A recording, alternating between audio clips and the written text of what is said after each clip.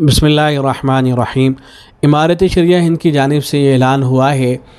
کہ اسلام اور مسلمانوں کے حوالے سے سوشل میڈیا پر جو غلط فہمی پھیلائی جاتی ہے تو اس کے ازالے کے لیے انشاءاللہ امارت شریعہ ہند کی جانب سے ویڈیوز، آڈیوز اور تحریری طور پر مدلل اور ٹھوس جوابات دینے انشاءاللہ شروع کیے جائیں گے۔ یہ خبر یقیناً ان تمام حضرات کے لیے جو پہلے سے سوشل میڈیا پر کام کر رہے ہیں ان کے لیے خوشی کا باعث ہوگی۔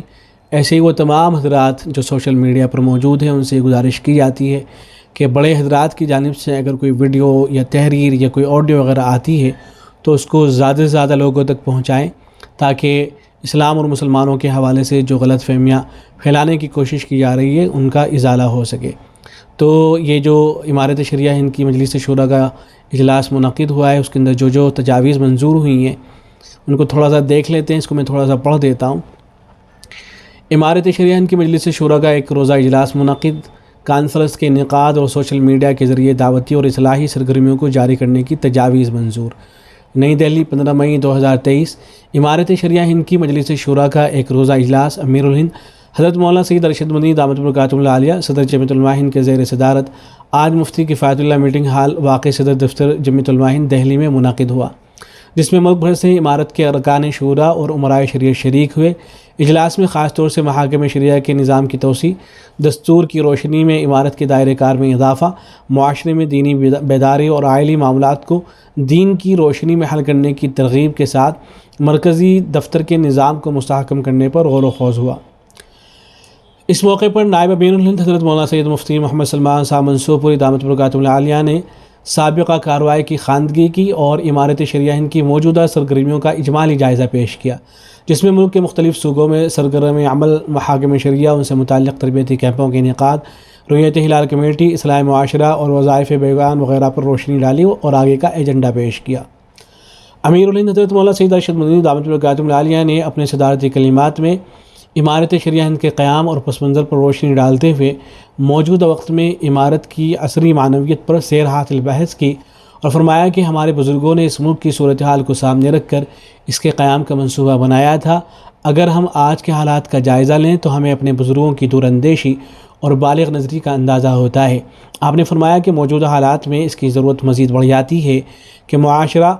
اصلاح اور دینی شعور کی بیداری کے ساتھ آئلی مسائل کو شریعت کی روشنی میں حل کرنے کے نظام کو جگہ جگہ قائم کیا جائے۔ انہوں نے امید ظاہر کی کہ اگر عوام کی ایسی ذہن سازی ہو گئی تو بہت سی الجھنوں سے بچا جا سکتا ہے۔ نیز آپ نے امارت شریعہ کے کاموں کو مزید آگے بڑھانے پر بھی زور دیا۔ حضرت مولانا مفتی ابوالقاسم صاحب نعمانی دامت برکاتہ العالیہ محتم دارالعلوم دیوبند نے امارت شریعہ ہند کے شعبہ بیت المال کے ذریعے ضرورت مندوں کے تعاون میں اضافے کی تجویز پیش فرمائی اور فرمایا کہ جس مد میں جو بھی رقومات حاصل ہوں انہیں جلد از جلد اپنے مصارف میں خرچ کیا جائے۔ حضرت مولانا محمود اسد مدنی دامت برکاتہ العالیہ صدر جمعیت علماء ہند نے نوجوان نسل میں بڑھتی ہوئی بدعملی اور بددینی پر تشویش کا اظہار کرتے ہوئے ان کی اصلاح کی طرف خصوصی توجہ دینے کی ضرورت پر زور دیا۔ مجلس شورا نے، یہ اہم ہے، اس کو غور سے دیکھیں، مجلس شورا نے غور و خوض کی بات طے کیا کہ معاشرتی امور اور آئلی مسائل سے متعلق شرعی احکام پر اصلاح معاشرہ کی پروگرام منعقد کیا جائے، نئی شعبہ نشر و اشاعت کے ذریعے اصلاحی کتابچے تیار کیے جائیں اور ملک کی علاقائی زبانوں میں ان کی طباعت کا انتظام کیا جائے۔ مجلس شورا نے سوشل میڈیا کے ذریعے شرعی رہنمائی کی ضرورت محسوس کرتے ہوئے فیصلہ کیا کہ سوشل میڈیا پر چھوٹی آڈیو ویڈیو کلپس کے ذریعے معتذرین اسلام کو مدلل اور ٹھوس جواب دینے کی کوشش کی جائے۔ چنانچہ حضرت مولانا مفتی سید محمد معصوم ثاقب صاحب قاسمی مدد اللہ کو مکلف کیا گیا ہے کہ وہ اس میدان میں کام کرنے والے علماء سے رابطہ کر کے جلد ہی ایک رپورٹ پیش کریں۔ نیچے پھر ان حضرات کے نام ذکر کیے گئے جو حضرات اس پروگرام کے اندر شریک رہے۔ السلام علیکم ورحمۃ اللہ۔